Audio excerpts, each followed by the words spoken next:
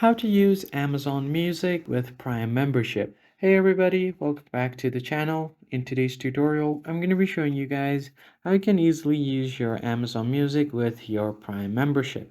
But before we get started, don't forget to leave a like down below and subscribe to the channel. Now let's jump right into the video. So if you're trying to use Amazon Music with your Amazon Prime membership, if you already have a Prime membership, you can use that exact account to use Amazon Music as well. In order to do that, just open up your Amazon Music first, and then here you will be taken directly to the login page. Wait for it to load completely, and you're just gonna have to provide the email address and password of your Prime membership account.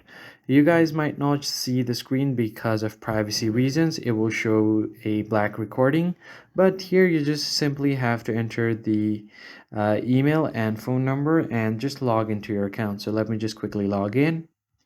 So once you are logged into your account, you should be able to use your Amazon Music with your Prime membership account. Here you're just going to have to set up your profile first, so just tap on OK after choosing your username and your handle, and then just cross it out. Since you're using your Prime membership account, you should be good to go. And that's pretty much it. I hope you found the tutorial helpful. I'll catch you guys on the next one. Thanks for watching.